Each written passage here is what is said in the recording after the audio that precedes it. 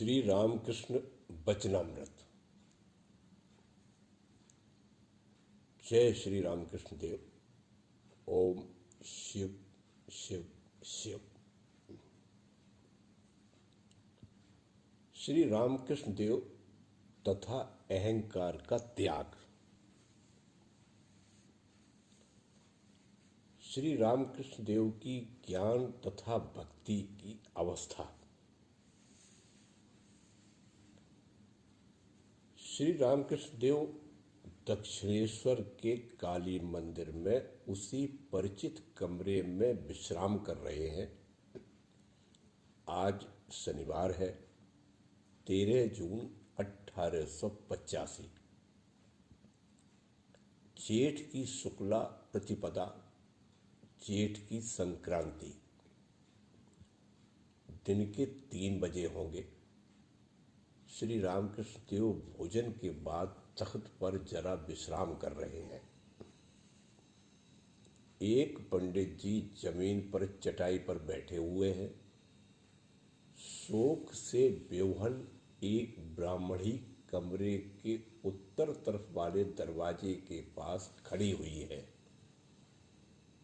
किशोरी भी है। मास्टर ने आकर प्रणाम किया।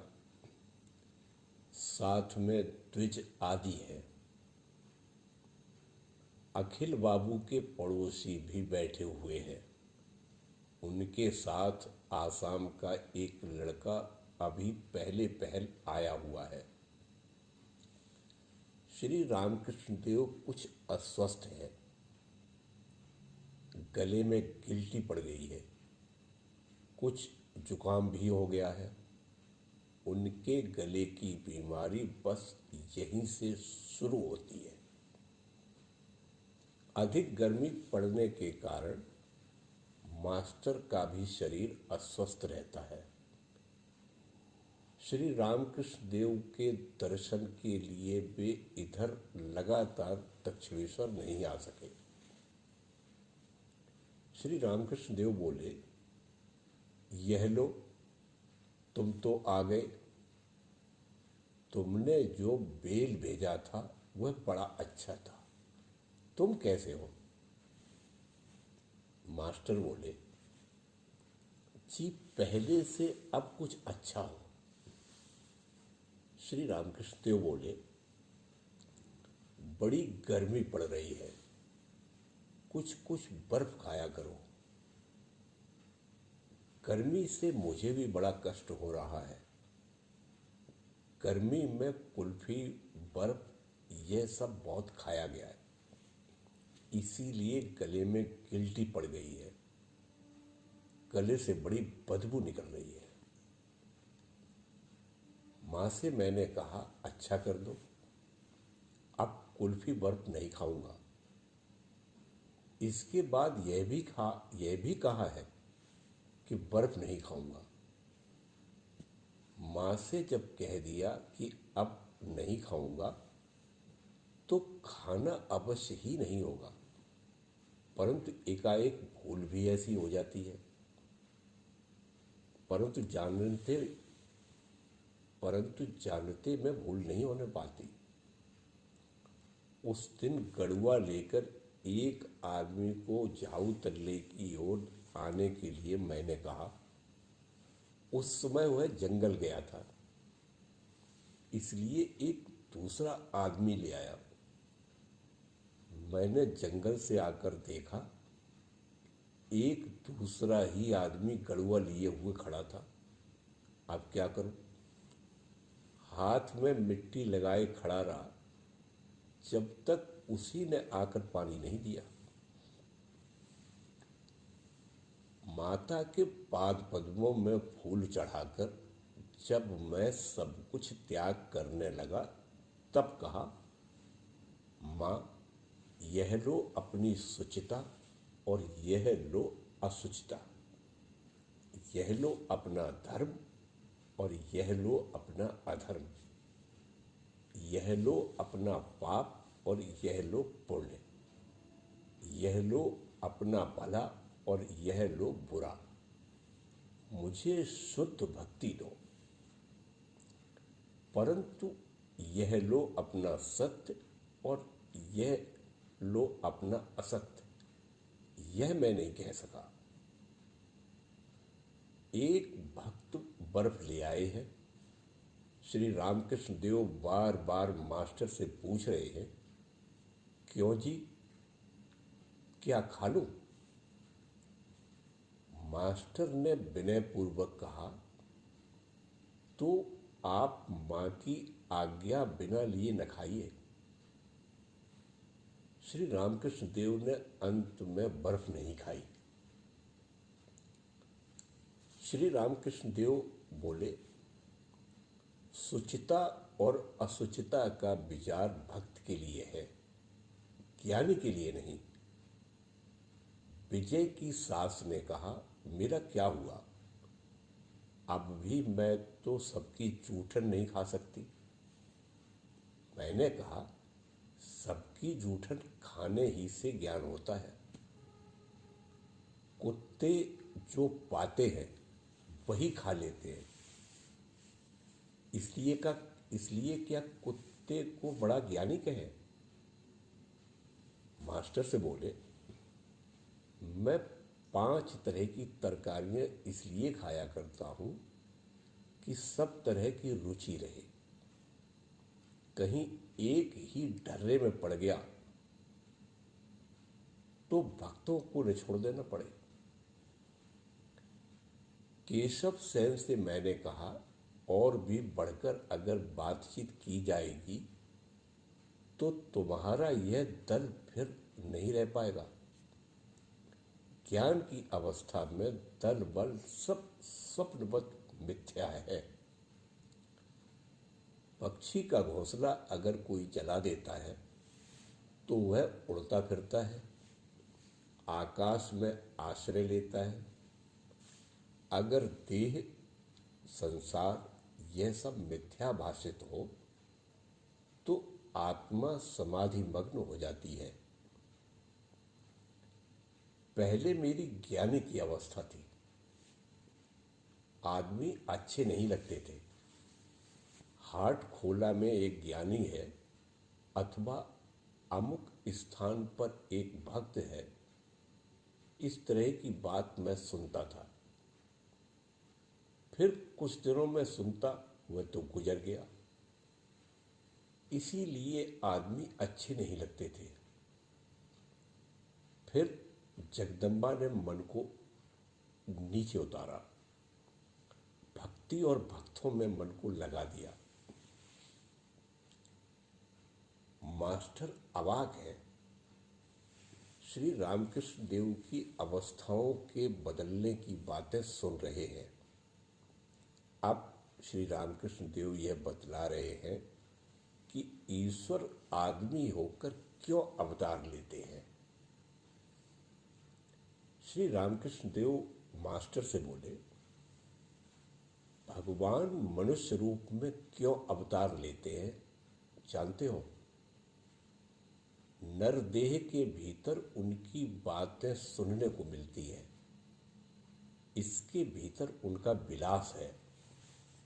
इसके भीतर वे रसा स्वादन करते हैं और अन्य सब भक्तों में उनका थोड़ा थोड़ा सा प्रकाश है।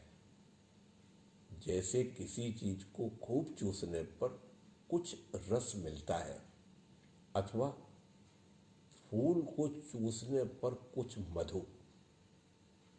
मास्टर से बोले, तुम यह बात समझे? मास्टर बोले, जी हां, मैं खूब समझा।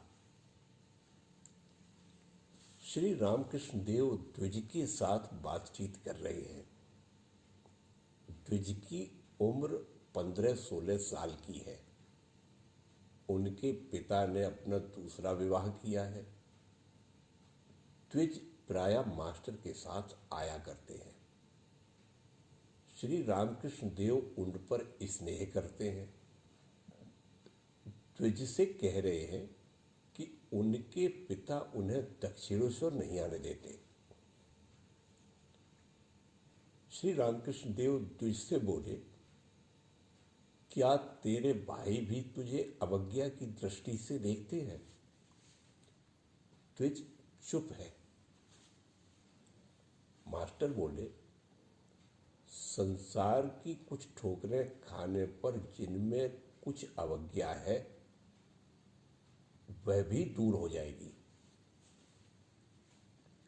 श्री रामकृष्ण देव बोले, विमाता है, धक्के तो मिलते ही होंगे। कुछ देर सब चुप रहे। श्री रामकृष्ण देव मास्टर से बोले, पूर्ण के साथ इसे तुम मिला क्यों नहीं देते? मास्टर बोले, जी हां, मिला दूंगा। द्विज से बोले, पानी हाटी जाना। श्री रामकृष्ण देव बोले, हाँ, इसीलिए मैं सबसे कहा करता हूं, इसे भेज देना, उसे भेज देना। मास्टर से बोले, तुम जाओगे या नहीं? श्री रामकृष्ण देव पानी हाटी के महोत्सव में जाएंगे, इसीलिए भक्तों से वहां जाने की बात कह रहे हैं। मास्टर बोले, जी हां, इच्छा तो है। श्री रामकृष्ण देव बोले, बड़ी नाव किराए से ले ली जाएगी, वह डामाडोल नहीं होगी। गिरीश घोष क्या नहीं जाएगा? श्री रामकृष्ण देव एक दृष्टि से द्विज को देख रहे हैं। श्री रामकृष्ण देव बोले, अच्छा, इतने लड़के हैं, उनमें यही आता है, यह क्यों? कहो, पहले का कुछ जरूर रहा होगा। मास्टर बोले, जी हां। श्री रामकृष्ण देव बोले, संस्कार। गत जन्म में कर्म किया हुआ है, अंतिम जन्म में मनुष्य सरल होता है। अंतिम जन्म में पागलपन का भाव रहता है, परंतु यह उनकी इच्छा। उनकी हाथ से संसार के कुछ काम होते हैं और उनकी नाक से होनहार भी बंद हो जाता है। इसीलिए तो आदमी को आशीर्वाद नहीं देना चाहिए। मनुष्य की इच्छा से कुछ नहीं होता, उन्हीं की इच्छा से हो जाता है। उस दिन मैं कप्तान के यहां गया था, देखा रास्ते से कुछ लड़के जा रहे थे। वे सब के सब एक खास तरह के थे। एक लड़के को मैंने देखा, 19 या 20 साल की उम्र रही होगी। बाल संवारे हुए थे, सीटी बजाता हुआ चला जा रहा था। कोई नगेंद्र क्षीरोद कहता हुआ जा रहा था। देखा कोई तमोगुण में पड़ा हुआ है, बांसुरी बजा रहा है। उसी के कारण कुछ अहंकार हो गया है। तो जिसे बोले, जिसे ज्ञान हो गया है उसे निंदा की क्या परवाह है? उसकी बुद्धि कूटस्थ है, लोहार की न्याही जैसे।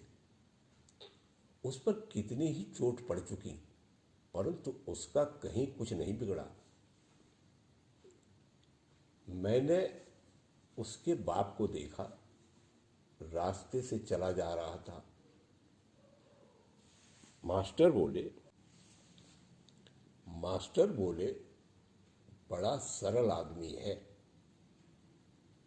श्री रामकृष्ण देव बोले, परंतु आंखें लाल रहती हैं। श्री रामकृष्ण देव कप्तान के यहां गए हुए थे, वहीं की बातें कर रहे हैं। जो लड़के श्री रामकृष्ण देव के पास आते हैं, कप्तान ने उनकी निंदा की थी। हाजरा महाशय ने कप्तान के पास उनकी निंदा की होगी। श्री रामकृष्ण देव बोले, कप्तान से बातें हो रही थी। मैंने कहा, पुरुष और प्रकृति के सिवा और कुछ भी नहीं है। नारद ने कहा था, हे राम, जितने पुरुष देखते हो सब में तुम्हारा अंश है, और जितनी स्त्रियां देखते हो सब में सीता का अंश है। कप्तान को बड़ी प्रसन्नता हुई। उसने कहा, आप ही को यथार्थ बोध हुआ है।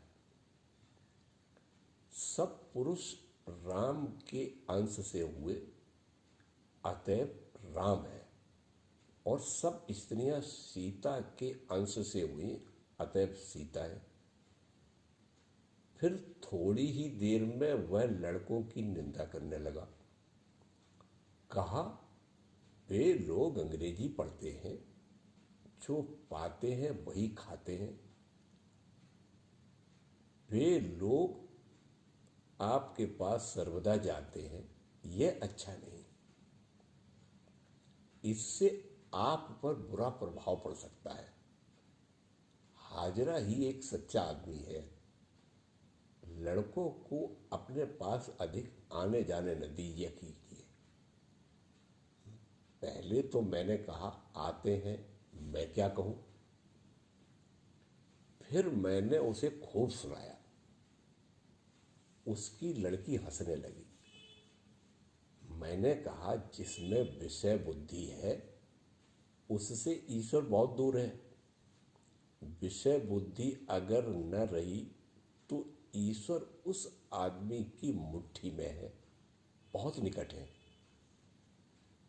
कप्तान ने राखाल की बात पर कहा, वह सबके यहां खाता है। हाजरा से उसने सुना होगा। तब मैंने कहा, कोई चाहे लाख जप तप करे, यदि उसमें विषय बुद्धि है तो कहीं कुछ नहीं होगा। और सूकर मांस खाने पर भी अगर किसी का मन ईश्वर पर है तो वह मनुष्य धन्य है। क्रमशः ईश्वर की प्राप्ति उसे होगी ही। हाजरा इतना जप तप करता है, परंतु भीतर दलाली करने की फिक्र में रहता है। तब कप्तान ने कहा, हाँ, यह बात तो ठीक है। मैंने कहा, अभी अभी तो तुमने कहा सब पुरुष राम के अंश से हुए, अतएव राम है, और सब स्त्रियां सीता के अंश से हुई, अतएव सीता है।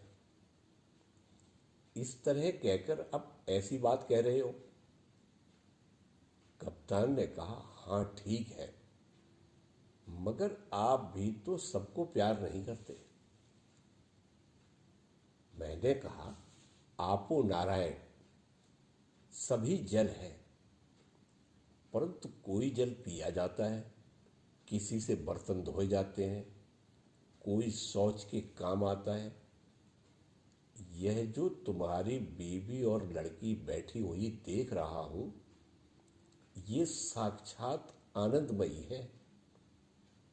कप्तान कहने लगा, हाँ हाँ, यह ठीक है। तब मेरे पैर पकड़ने के लिए हाथ बढ़ाने लगा। यह कहकर श्री रामकृष्ण देव हंसने लगे। अब श्री रामकृष्ण देव कप्तान के गुणों की बात कह रहे हैं। श्री रामकृष्ण देव बोले, कप्तान में बहुत से गुण हैं। रोज नित्य कर्म करता है, स्वयं देवता की पूजा करता है, नहाते समय कितने ही मंत्र जपा करता है। कप्तान एक बहुत बड़ा कर्मी है। पूजा, जप, आरती, पाठ, ये सब नित्य कर्म हमेशा किया करता है।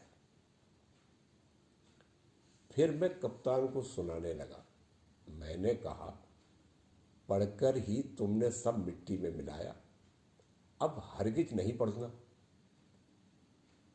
मेरी अवस्था के संबंध में कप्तान ने कहा, यह आसमान में चक्कर मारने वाला भाव है, जीवात्मा और परमात्मा। जीवात्मा एक पक्षी है और परमात्मा आकाश, चिदाकाश। कप्तान कहता है, तुम्हारा जीवात्मा चिदाकाश में उड़ जाता है, इसीलिए समाधि होती है। हंसकर बोले, कप्तान ने बंगालियों की निंदा की। कहा, बंगाली बेवकूफ है, पास ही मणि है और उन लोगों ने नहीं पहचाना। कप्तान का बाप बड़ा भक्त था, अंग्रेजों की फौज में सूबेदार था, एक हाथ से शिव की पूजा करता था और दूसरे से बंदूक चलाता था। मास्टर से बोले, परंतु बात यह है कि विषय के कामों में दिन रात फंसा रहता है। जब जाता हूं, देखता हूं, बीवी और बच्चे घेरे रहते हैं और कभी कभी हिसाब की वही भी ले आते हैं, परंतु कभी कभी ईश्वर की ओर भी मन जाता है। जैसे सन्निपात का रोगी विकार ग्रस्त बना ही रहता है, परंतु कभी जब होश में आता है तब पानी पीऊंगा, पानी पीऊंगा कहकर चिल्ला उठता है, पर उसे जब तक पानी दो तब तक वह फिर बेहोश हो जाता है। इसीलिए मैंने उससे कहा, तुम कर्मी हो। कप्तान ने कहा, जी मुझे तो पूजा आदि के करने में ही आनंद आता है, जीवों के लिए कर्म के सिवा और उपाय भी नहीं है।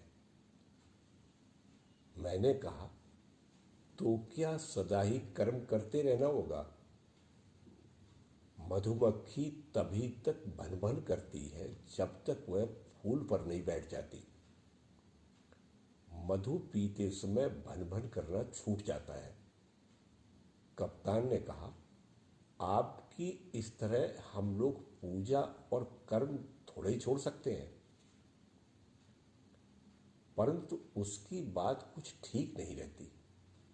कभी तो कहता है यह सब जड़ है और कभी कहता है सब चैतन्य है, पर मैं कहता हूं जड़ कहां है, सभी कुछ तो चैतन्य है। श्री रामकृष्ण देव मास्टर से पूर्ण की बात पूछने लगे। श्री रामकृष्ण देव बोले, पूर्ण को एक बार और देख लूं तो मेरी व्याकुलता कम हो जाए। कितना चतुर है, मेरी ओर आकर्षण भी खो गए। वह कहता है, आपको देखने के लिए मेरे हृदय में भी न जाने कैसा हुआ करता है। मास्टर से बोले, तुम्हारे स्कूल से उसके घर वालों ने उसे निकाल दिया, इससे तुम्हारे ऊपर कुछ बात तो नहीं आएगी? मास्टर बोले, अगर वे विद्यासागर कहें तुम्हारे लिए उसको स्कूल से निकाल लेना पड़ा तो मेरे पास भी कुछ जवाब है। श्री रामकृष्ण देव बोले, क्या कहोगे? मास्टर बोले, यही कहूंगा कि साधुओं के साथ ईश्वर चिंता होती है, यह कोई बुरा कर्म नहीं, और आप लोगों ने जो पुस्तक पढ़ाने के लिए दी है उसी में है ईश्वर को हृदय खोलकर प्यार करना चाहिए। ये सुनकर श्री रामकृष्ण देव हंसने लगे। श्री रामकृष्ण देव बोले, कप्तान के यहां छोटे नरेंद्र को मैंने बुलाया, पूछा, तेरा घर कहां है, चले। उसने कहा, चलिए, परंतु डरता हुआ साथ जा रहा था। कि कहीं बाप को खबर न लग जाए। अखिल बाबू के पड़ोसी से बोले, क्यों जी, तुम बहुत दिनों से नहीं आए, 7-8 महीने तो हुए होंगे। पड़ोसी बोले, जी 1 साल हुआ होगा। श्री रामकृष्ण देव बोले, तुम्हारे साथ एक और आते थे? पड़ोसी बोले, जी हाँ, नीलमणि बाबू। श्री रामकृष्ण देव बोले, ये सब क्यों नहीं आते? एक बार उनसे आने के लिए कहना, उनसे मुलाकात करा देना। पड़ोसी के साथ के बच्चे को देखकर बोले, यह बच्चा कौन है? पड़ोसी बोले, यह आसाम का है। श्री रामकृष्ण देव बोले, आसाम कहाँ है, किस ओर है? द्विज आशुतोष की बात करने लगे। कहा, आशुतोष के पिता उसका विवाह करने वाले हैं, परंतु उसकी इच्छा नहीं है। श्री रामकृष्ण देव बोले, देखो तो, उसकी इच्छा नहीं है और बलपूर्वक उसका विवाह किया जाता है। श्री रामकृष्ण देव एक भक्त से बड़े भाई पर भक्ति करने के लिए कह रहे हैं। कहा, बड़ा भाई पिता के समान होता है, उसका बड़ा सम्मान करना चाहिए। पंडित जी बैठे हुए हैं, वे उत्तर प्रदेश के हैं। श्री रामकृष्ण देव हंसकर मास्टर से बोले, भागवत के ये बड़े अच्छे पंडित हैं। मास्टर और भक्तगण एक दृष्टि से पंडित जी को देख रहे हैं। श्री रामकृष्ण देव पंडित जी से बोले, क्यों जी, योग माया क्या है? पंडित जी ने योग माया की एक तरह की व्याख्या की। श्री रामकृष्ण देव बोले, राधिका को योग माया क्यों नहीं कहते? पंडित जी ने इस प्रश्न का उत्तर भी एक खास तरह का दिया। तब श्री रामकृष्ण देव ने कहा, राधिका विशुद्ध सत्व की थी, वे प्रेममयी थी। योग माया के भीतर तीनों गुण हैं, सत्व, रज और तम। परंतु राधिका के भीतर शुद्ध सत्व के सिवाय और कुछ नहीं था। मास्टर से बोले, नरेंद्र अब श्रीमती को बहुत मानता है। वह कहता है, सच्चिदानंद को प्यार करने की शिक्षा अगर किसी को लेनी है तो राधिका से लेनी चाहिए। सच्चिदानंद ने स्वयं ही अपना रसास्वादन करने के लिए राधिका की सृष्टि की थी। राधिका सच्चिदानंद कृष्ण के अंग से निकली थी। आधार सच्चिदानंद कृष्ण ही है और श्रीमती के रूप में स्वयं ही आधेय है। अपना रसास्वादन करने के लिए, अर्थात सच्चिदानंद को प्यार करके आनंद संभोग करने के लिए। इसीलिए वैष्णवों के ग्रंथ में है, राधा ने जन्म ग्रहण के बाद आंखें नहीं खोली थी। यह भाव था कि इन आंखों से और किसे देखो। राधिका को देखने के लिए यशोदा जब कृष्ण को गोद में लेकर गई थी, तब उन्होंने कृष्ण को देखने के लिए आंखें खोली थी। कृष्ण ने क्रीड़ा के बहाने राधिका की आंखों पर हाथ फेरा था। नए आए हुए आसाम के लड़के से बोले, तूने देखा है छोटा सा बच्चा दूसरे की आंखों पर हाथ फेरता है। पंडित जी विदा होने लगे। पंडित जी बोले, मैं घर जाऊंगा। श्री रामकृष्ण देव स्नेह से बोले, कुछ प्राप्त हुआ? पंडित जी बोले, भाव गिरा हुआ है, रोजगार नहीं चलता। कुछ देर बाद श्री रामकृष्ण देव को प्रणाम करके पंडित जी विदा हुए। श्री रामकृष्ण देव मास्टर से बोले, देखो विषयी लोगों और बच्चों में कितना अंतर है। यह पंडित दिन रात रुपया रुपया कर रहा है, पेट के लिए कलकत्ता आया हुआ है, नहीं तो घर के आदमियों को भोजन नहीं मिलता। इसीलिए इसके उसके दरवाजे दौड़ना पड़ता है। मन को एकाग्र करके ईश्वर की चिंता कब करे? परंतु लड़कों में कामिनी और कांचन नहीं है। इच्छा करने से ही ये ईश्वर पर मन लगा सकते हैं। लड़के विषयी मनुष्यों का संग पसंद भी नहीं करते। राखाल कहता था, विषयी आदमी को आते हुए देखकर भय होता है। मुझे जब पहले पहल यह अवस्था हुई, तब विषयी आदमी को आते हुए देखकर कमरे का दरवाजा बंद कर लेता था। कामारपुकुर में श्री राम मलिक को इतना मैं प्यार करता था, परंतु जब वह यहां आया तब उसे छू भी नहीं सका। श्री राम से बचपन से बड़ा मेल था। दिन रात हम दोनों एक साथ रहते थे, एक साथ सोते थे। तब 16-17 साल की उम्र थी।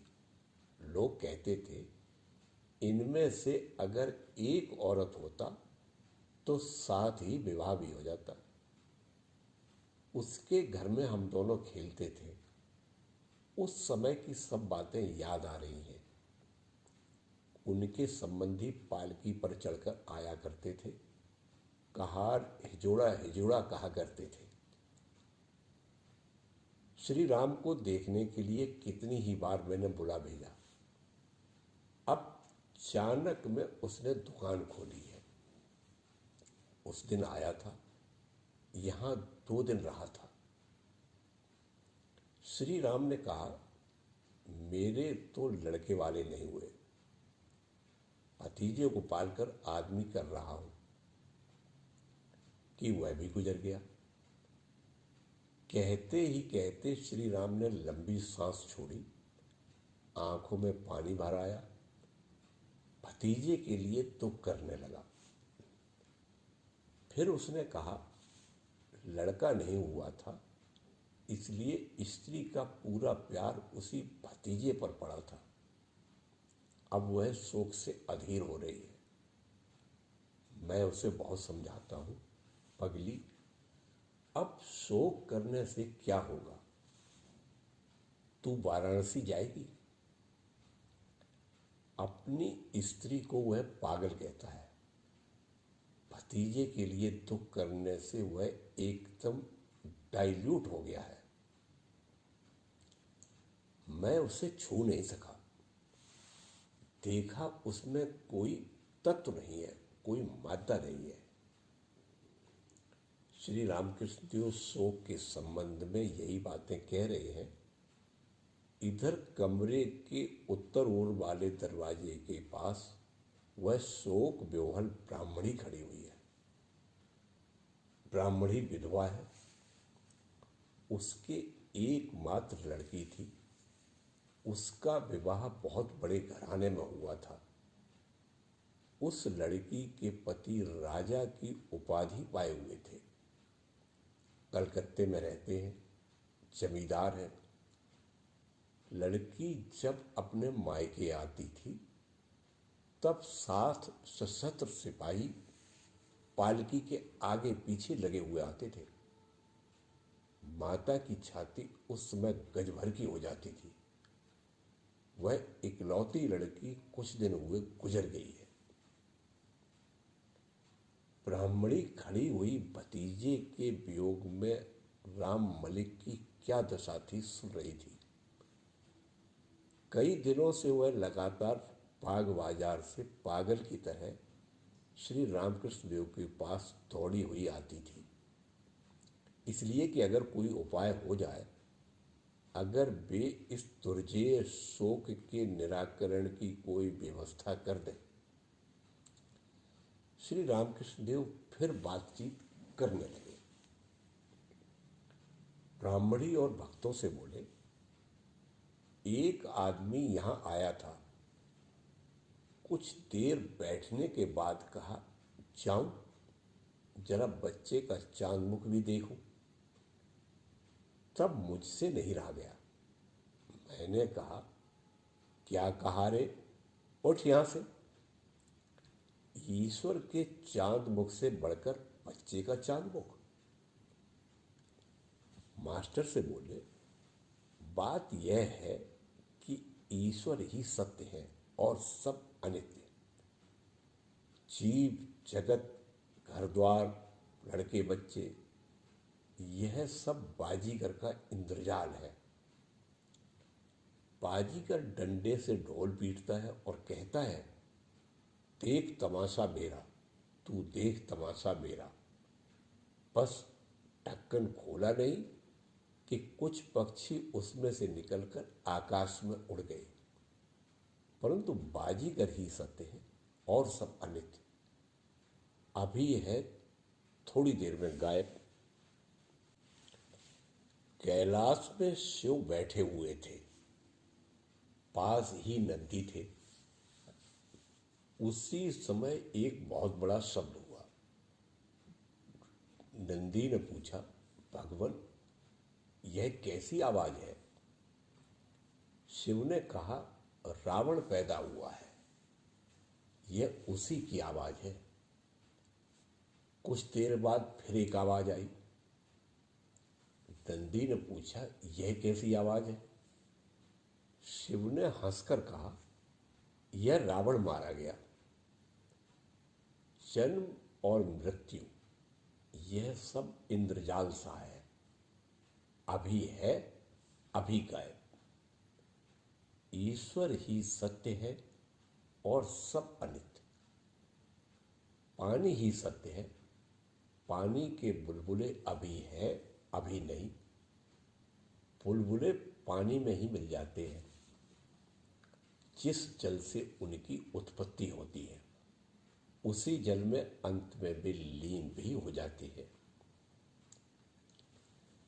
ईश्वर महासमुद्र है, जीव बुलबुले उसी में पैदा होते हैं, उसी में लीन हो जाते हैं।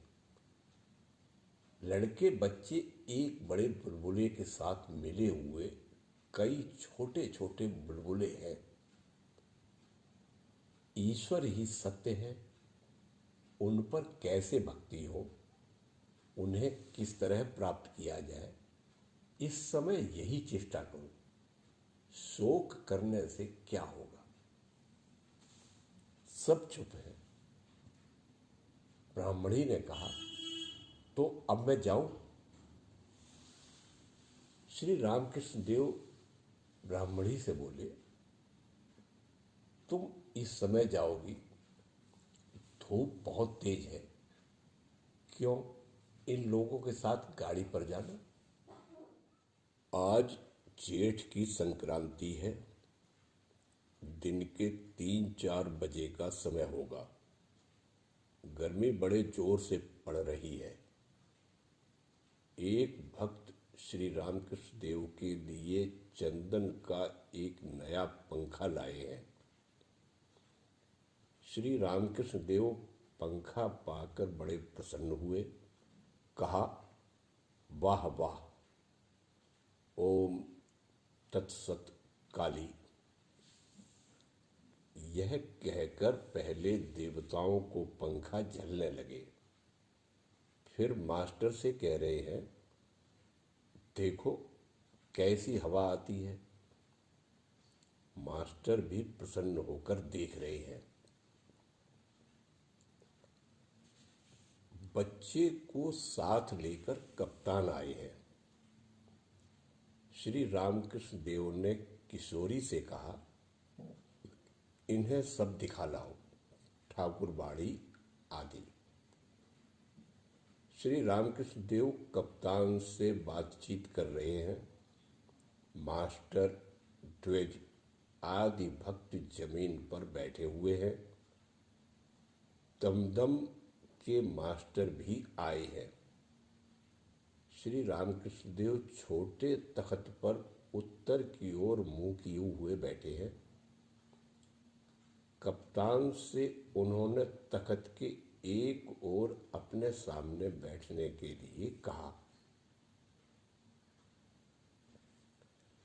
श्री रामकृष्ण देव बोले, इन लोगों से तुम्हारी बातें कह रहा था। तुम में कितनी भक्ति है, कितनी पूजा करते हो, कितने प्रकार से आरती करते हो, यह सब बतला रहा था। कप्तान लज्जित होकर बोले, मैं क्या पूजा और आरती करूंगा, मैं क्या हूं। श्री रामकृष्ण देव बोले, जो मैं कामिनी और कांचन में पड़ा हुआ है, उसी मैं दोष है। मैं ईश्वर का दास हूं, इस मैं में दोष नहीं। और बालक का मैं, बालक किसी गुण के बस नहीं है। अभी लड़ाई कर रहा है, देखते देखते मेल हो गया। कितने ही यत्न से अभी अभी खेलने का घरौंदा बनाया, फिर बात की बात में उसे बिगाड़ डाला। दास में और बच्चे के मैं दोष नहीं। यह मैं नहीं गिना जाता। जैसे मिश्री मिठाई में नहीं गिनी जाती। दूसरी मिठाई से बीमारी फैलती है, परंतु मिश्री अम्ल नाश करती है। जैसे ओंकार की गणना शब्दों में नहीं है। इस अहम से ही सच्चिदानंद को प्यार किया जाता है। अहम जाने का है ही नहीं, इसीलिए दास में और भक्त का मैं है। नहीं तो आदमी क्या लेकर रहे। गोपियों का प्रेम कितना गहरा था। कप्तान से बोले, तुम गोपियों की बात कुछ कहो, तुम इतना भागवत पढ़ते हो। कप्तान बोले, श्री कृष्ण वृंदावन में थे, कोई ऐश्वर्य नहीं था, तो भी गोपियां उन्हें प्राणों से अधिक प्यार करती थी। इसीलिए श्री कृष्ण ने कहा था, मैं कैसे उनका ऋण शोध करूंगा। जिन गोपियों ने मुझे सब कुछ समर्पित कर दिया है, देह, मन, चित्त। श्री रामकृष्ण देव को भावावेश हो रहा है। गोविंद गोविंद गोविंद कहकर भावाविष्ट हो रहे हैं। प्रायः बाह्य ज्ञान शून्य है। कप्तान विस्मयावेश में धन्य है कह रहे हैं।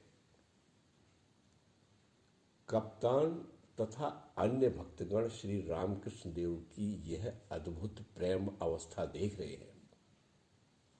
जब तक वे प्राकृत दशा में न आ जाएं, तब तक वे चुपचाप एक दृष्टि से देख रहे हैं।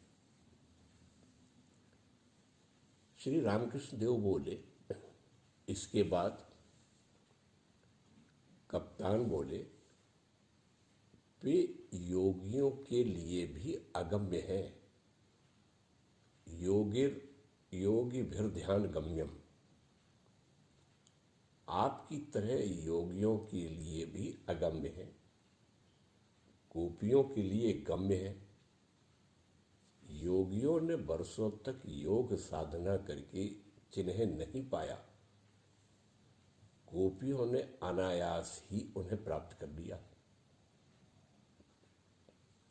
श्री रामकृष्ण देव हंसते हुए बोले, गोपियों के पास भोजन, पान, हंसना, रोना, क्रीड़ा, कौतुक ये सब हो चुका। एक भक्त ने कहा, श्रीयुत बंकिम ने कृष्ण चरित्र लिखा है। श्री रामकृष्ण देव बोले, बंकिम कृष्ण को मानता है, श्रीमती को नहीं मानता। कप्तान बोले, वे शायद श्री कृष्ण लीला नहीं मानते। श्री रामकृष्ण देव बोले, सुना, वह कहता है काम आदि की जरूरत है। तमतम के मास्टर बोले, नवजीवन में बंकिम ने लिखा है, धर्म की आवश्यकता शारीरिक, मानसिक और आध्यात्मिक प्रवृत्तियों की स्फूर्ति के लिए है। कप्तान बोले, कामादि की आवश्यकता है, यह कहते हैं, फिर भी लीला नहीं मानते।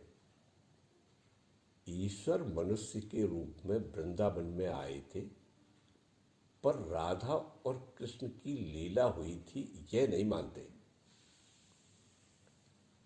श्री रामकृष्ण देव हंसते हुए बोले, ये सब बातें संवाद पत्रों में नहीं है, फिर किस तरह मान ली जाए। एक ने अपने मित्र से आकर कहा, देखो जी, कल उस मोहल्ले से मैं जा रहा था, उसी समय देखा वह मकान भरभरा कर गिर गया। मित्र ने कहा, जरा ठहरो, अखबार देखूं। घर के भरभरा कर गिरने की बात अखबार में तो कुछ नहीं है। तब उस आदमी ने कहा, क्यों जी, अखबार में तो कहीं कुछ नहीं लिखा।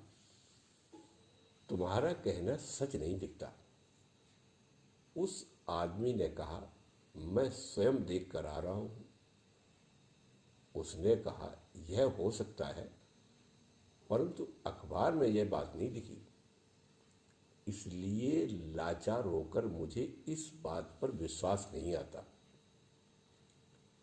ईश्वर आदमी होकर लीला करते हैं, यह बात कैसे वे लोग मानेंगे। यह बात उनकी अंग्रेजी शिक्षा के घेरे में नहीं है जो है। पूर्ण अवतार का समझाना बड़ा मुश्किल है। क्यों जी, 3.5 हाथ के भीतर अनंत का समा जाना। कप्तान बोले, कृष्णस्तु भगवान स्वयं। कहते समय पूर्ण और अंश इस तरह कहना पड़ता है। श्री रामकृष्ण देव बोले, पूर्ण और अंश जैसे अग्नि और उसका स्फुलिंग। अवतार भक्तों के लिए है, ज्ञानी के लिए नहीं। आध्यात्म रामायण में है, हे राम, तुम ही व्याप्य हो, तुम ही व्यापक हो, वाच्य वाचक भेदेन त्वमेव परमेश्वर। कप्तान बोले, वाच्य वाचक अर्थात व्याप्य व्यापक। श्री रामकृष्ण देव बोले, व्यापक अर्थात जैसे एक छोटा सा रूप, जैसे अवतार आदमी का रूप धारण करते हैं। सब बैठे हुए हैं। कप्तान और भक्तों के साथ श्री रामकृष्ण देव बातचीत कर रहे हैं।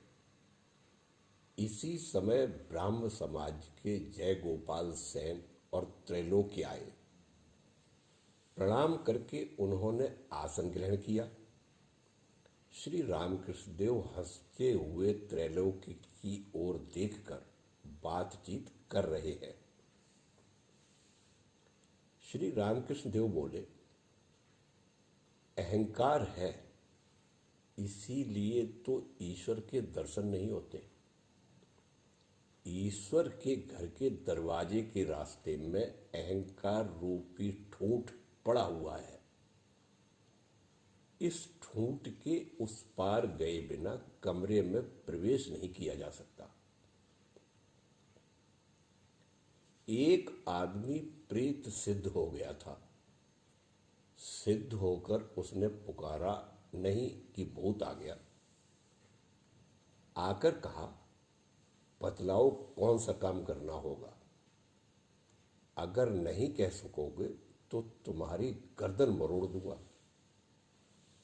उस आदमी ने जितने काम थे एक एक करके सब करा लिए। फिर उसे कोई नया काम ही नहीं सोचता था। प्रेत ने कहा, अब तुम्हारी गर्दन मरोड़ता हूं। उसने कहा, जरा ठहरो, अभी आया। इतना कहकर वह अपने गुरु के पास गया और उनसे कहा, महाराज, मैं बड़ी विपत्ति में हूं।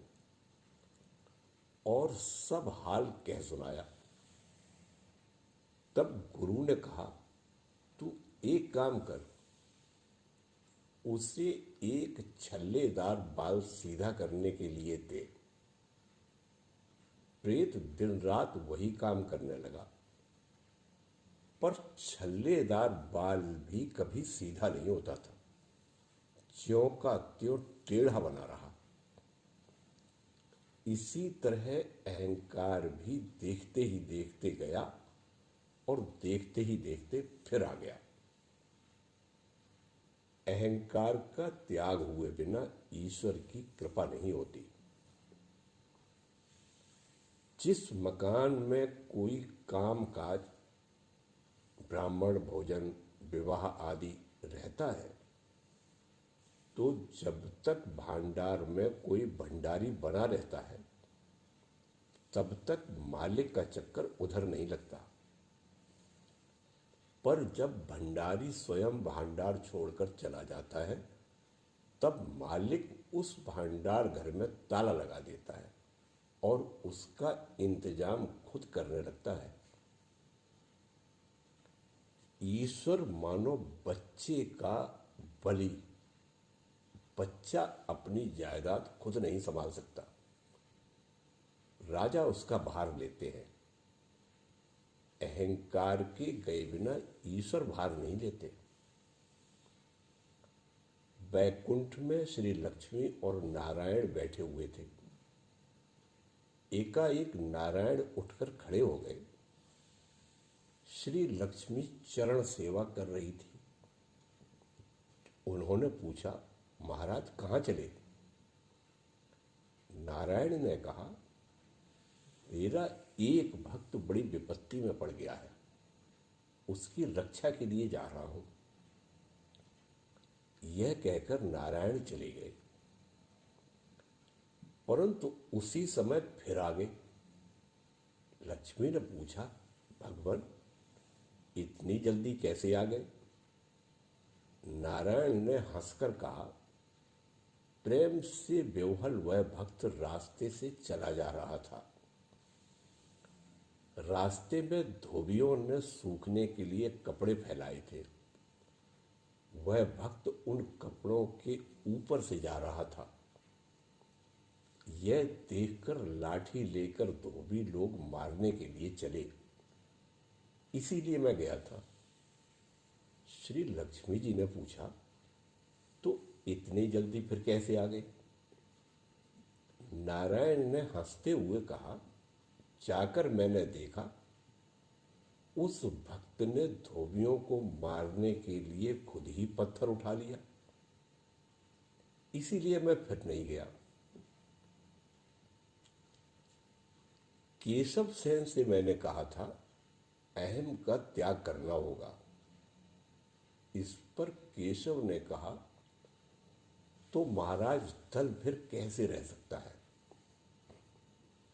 मैंने कहा, यह तुम्हारी कैसी बुद्धि है?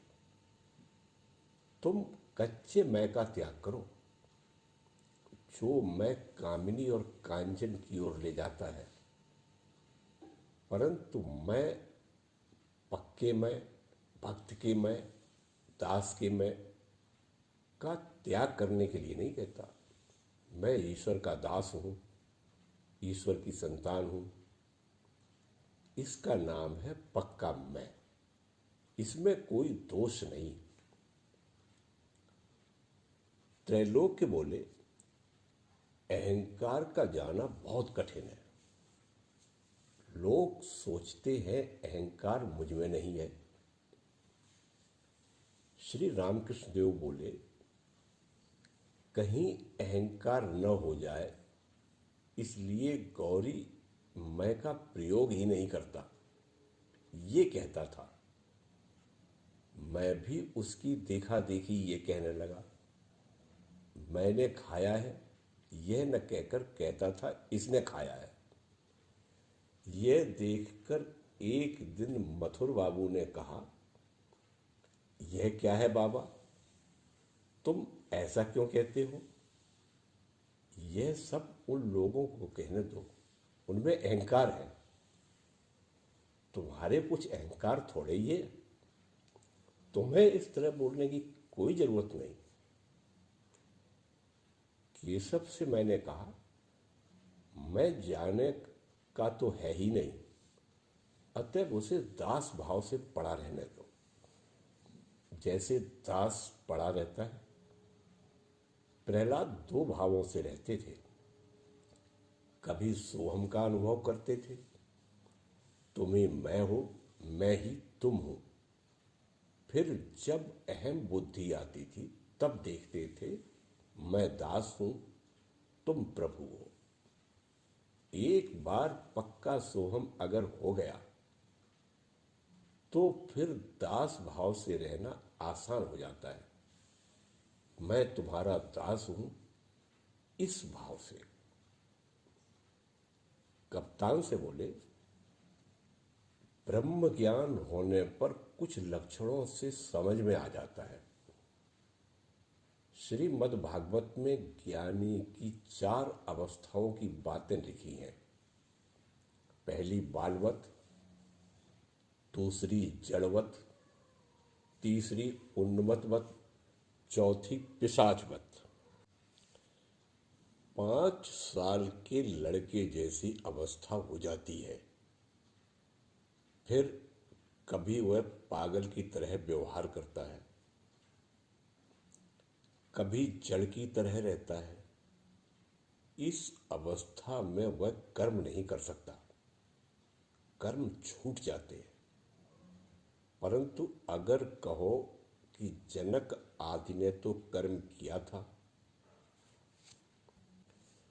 तो असल बात यह है कि उस समय के आदमी कर्मचारियों पर भार देकर निश्चिंत रहते थे, और उस समय के आदमी भी बड़े विश्वासी होते थे। श्री रामकृष्ण देव कर्म त्याग की बातें करने लगे, और जिनकी काम पर आसक्ति है उन्हें अनासक्त होकर कर्म करने का उपदेश देने लगे। श्री रामकृष्ण देव बोले, ज्ञान के होने पर मनुष्य अधिक कर्म नहीं कर सकता। त्रैलोक्य बोले, क्यों? पवहारी बाबा इतने बड़े योगी तो हैं, परंतु लोगों के झगड़े और विवादों का फैसला कर दिया करते हैं। यहां तक कि मुकदमों का भी फैसला कर देते हैं। श्री रामकृष्ण देव बोले, हाँ यह ठीक है। दुर्गाचरण डॉक्टर इतना शराबी तो है, परंतु काम के समय उसके होश दुरुस्त रहते हैं। चिकित्सा के समय किसी तरह की भूल नहीं होने पाती।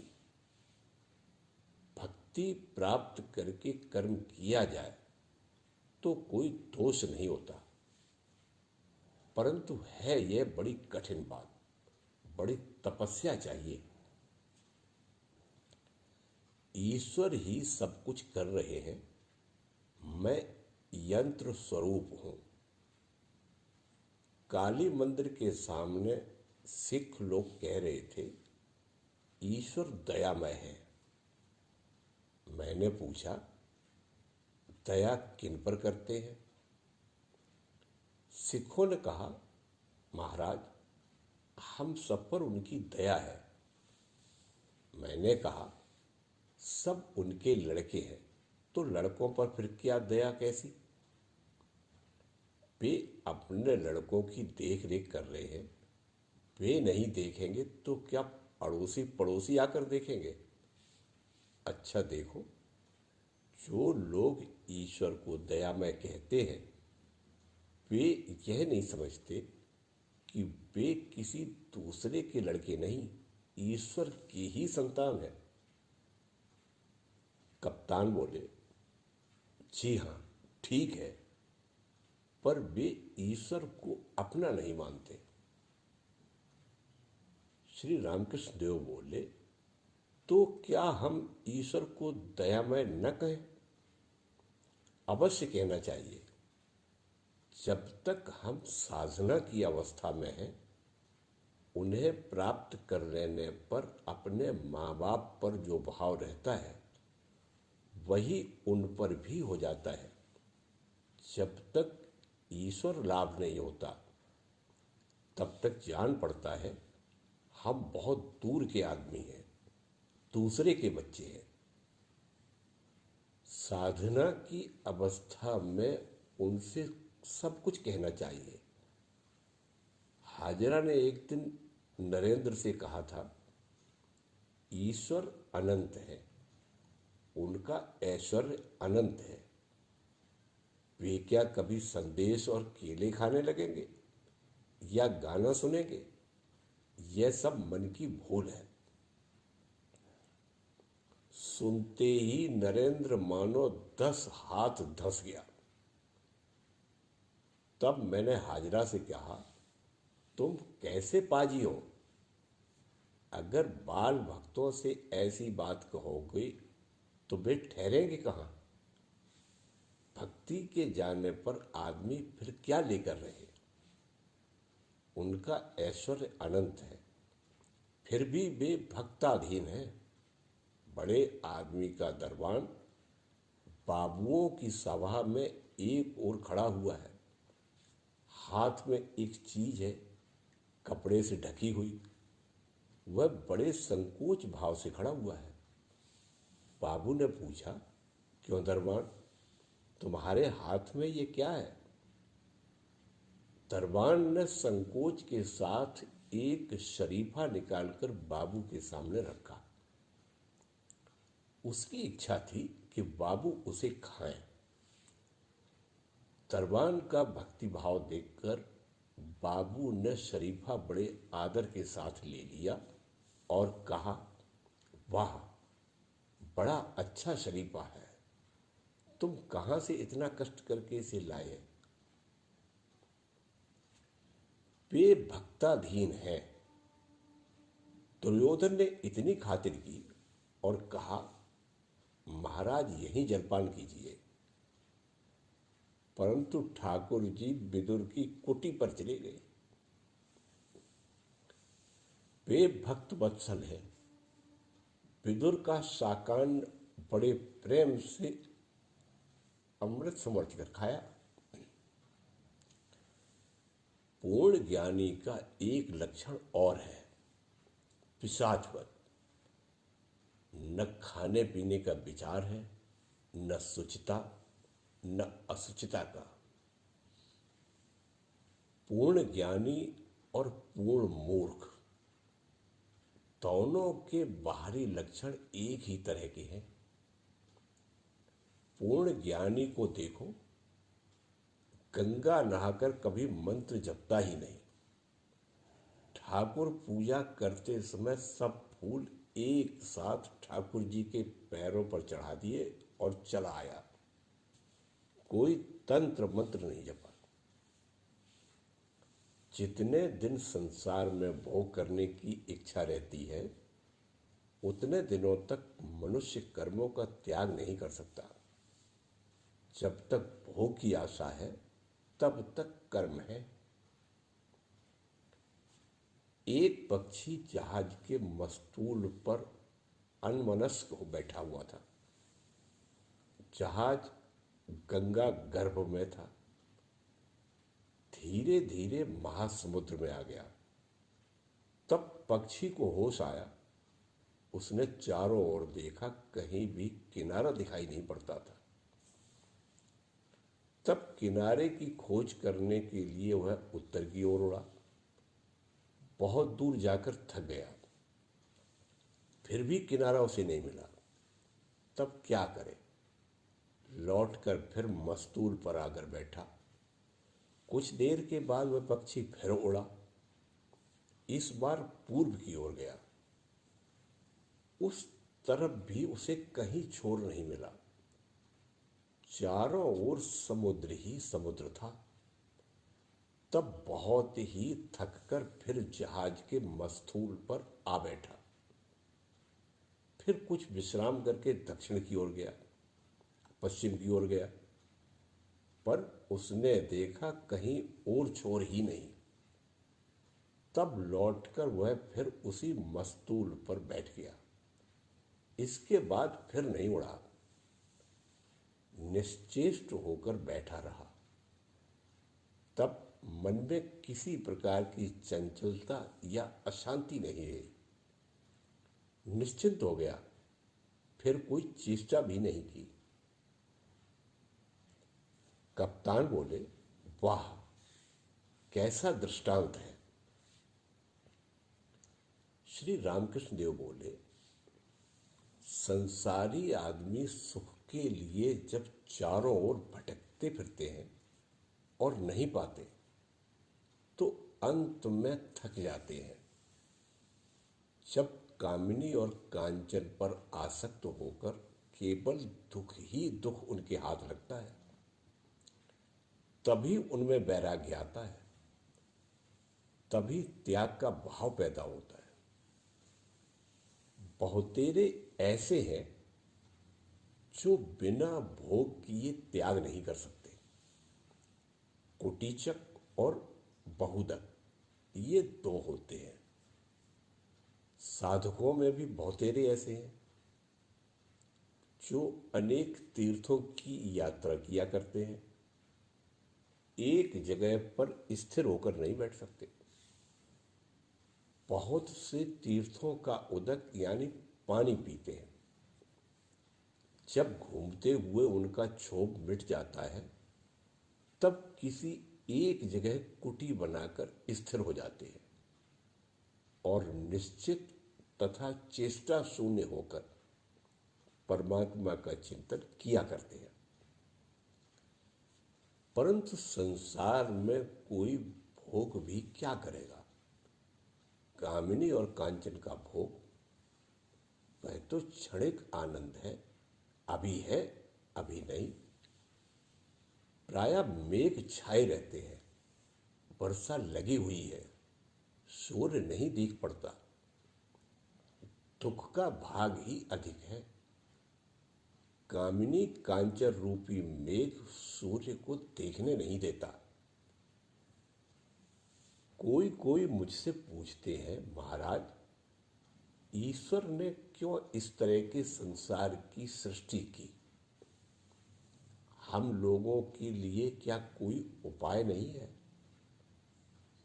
मैं कहता हूं, उपाय है क्यों नहीं? उनकी शरण में जाओ और व्याकुल होकर प्रार्थना करो ताकि अनुकूल वायु चलने लगे, जिससे शुभ योग आ जाए। व्याकुल होकर पुकारोगे तो वे अवश्य सुनेंगे। एक के लड़के का अब तब हो रहा था। वह आदमी व्याकुल होकर इधर उधर उपाय पूछता करता था। एक ने कहा, तुम अगर एक उपाय कर सको तो लड़का अच्छा हो जाएगा। अगर स्वाति नक्षत्र का पानी मुर्दे की खोपड़ी पर गिरे और उसी में रुक जाए, फिर अगर एक मेढक उस पानी को पीने के लिए बढ़े और सांप उसे खदेड़े, खदेड़ कर पकड़ते समय मेढक उछल कर उस खोपड़ी को पार कर जाए और सांप का विष उसी खोपड़ी में गिर जाए और वह विषैला पानी अगर रोगी को थोड़ा सा पिला सको तो वह अच्छा हो सकता है। वह आदमी उसी समय स्वाति नक्षत्र में उस दवा की तलाश के लिए निकला। उसी समय पानी बरसना भी शुरू हो गया। तब वह व्याकुल होकर ईश्वर से कहने लगा, भगवान, अब मुर्दे की खोपड़ी भी कहीं से ला दूं। खोजते हुए उसे मुर्दे की खोपड़ी भी मिल गई। उसमें स्वाति नक्षत्र का पानी भी पड़ा हुआ था। तब वह प्रार्थना करके कहने लगा, जय हो तुम्हारी भगवान। अब और भी जो कुछ रह गया है वह भी सब जुटा दो। मेढक और सांप, उसकी जैसी व्याकुलता थी वैसी ही शीघ्रता से सब सामान भी इकट्ठे होते गए। देखते ही देखते एक सांप मेढक का पीछा करते हुए आने लगा और काटते समय उसका विष भी उसी खोपड़ी में गिर गया। ईश्वर की शरण में जाकर उन्हें व्याकुल होकर पुकारने पर वे उस पुकार को अवश्य ही ध्यान देंगे, पर सुयोग भी स्वयं जुटा देंगे। सब सुयोग वे स्वयं जुटा देंगे। कप्तान बोले, कैसा सुंदर दृष्टांत है। श्री रामकृष्ण देव बोले, हाँ, वे स्वयं सब सुयोग जुटा देते हैं। कभी ऐसा भी होता है कि विवाह नहीं हुआ, सब मन ईश्वर पर चला गया। कभी यह होता है कि भाई रोजगार करते हैं या एक लड़का तैयार हो जाता है, तो फिर उस व्यक्ति को स्वयं संसार का काम नहीं संभालना पड़ता। तब वह अनायास ही 16वां मन ईश्वर को समर्पित कर सकता है। परंतु बात यह है कि कामिनी और कांचन का त्याग हुए बिना कहीं कुछ नहीं होता। त्याग होने पर ही अज्ञान और अविद्या का नाश होता है। आतशी शीशे पर सूर्य की किरणें पड़ने पर कितनी चीजें जल जाती है, परंतु कमरे के भीतर छाया है, वहां आतशी शीशे के ले जाने पर यह बात नहीं होती। घर छोड़कर बाहर निकलकर खड़े होना चाहिए। परंतु ज्ञान लाभ के बाद कोई कोई संसार में रहते भी हैं। वे घर और बाहर दोनों देखते हैं। ज्ञान का प्रकाश संसार पर पड़ता है, इसीलिए वे भला बुरा, नित्य अनित्य सब उसके प्रकाश में देख सकते हैं। जो अज्ञानी है, ईश्वर को नहीं मानते और संसार में रहते हैं, उनका रहना मिट्टी के घरों में ही रहने के समान है। क्षीण प्रकाश से वे घर का भीतरी हिस्सा ही देखते हैं। परंतु जिन्होंने ज्ञान लाभ कर लिया है, ईश्वर को जान लिया है और फिर संसार में रहते हैं, वे मानो शीशे के मकान में रहते हैं। वे घर के भीतर भी देखते हैं और बाहर भी। ज्ञान सूर्य का प्रकाश घर के भीतर खूब प्रवेश करता है। वह आदमी घर के भीतर की चीजें बहुत ही स्पष्ट देखता है। कौन सी चीज अच्छी है, कौन सी बुरी, क्या नित्य है और क्या अनित्य, यह सब वह स्पष्ट रीति से देख लेता है। ईश्वर ही करता है और सब उनके यंत्र की तरह है। इसीलिए ज्ञानी के लिए अहंकार करने की जगह नहीं है। जिसने महिम्न स्तव लिखा था उसे अहंकार हो गया था। शिव के नंदी बैल ने जब दांत दिखलाए तब उसका अहंकार गया था। उसने देखा एक एक दांत उसके स्तव का एक एक मंत्र था। इसका अर्थ क्या है जानते हो? ये सब मंत्र अनादिकाल से हैं। तुमने इनका उद्धार मात्र किया है। गुरुआई करना अच्छा नहीं। ईश्वर का आदेश पाए बिना कोई आचार्य नहीं हो सकता। जो स्वयं कहता है मैं गुरु हूं, उसकी बुद्धि में नीचता है। तराजू तुमने देखा है ना, जिधर हल्का होता है उधर ही का पलड़ा उठ जाता है।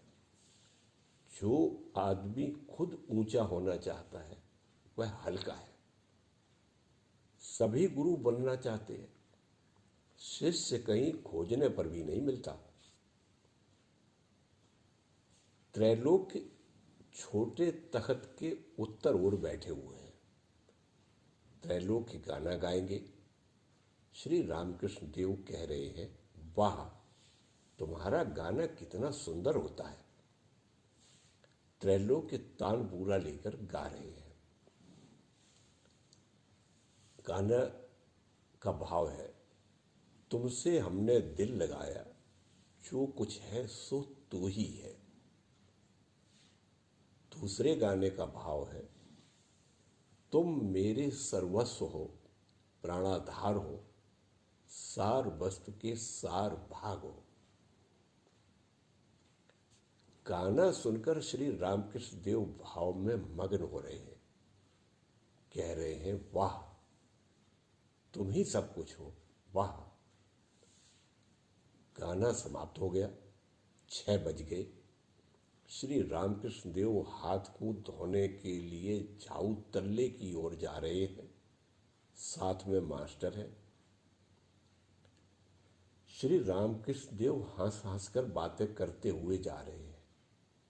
एकाएक मास्टर से पूछा, क्यों जी, तुम लोगों ने खाया नहीं और उन लोगों ने भी नहीं खाया?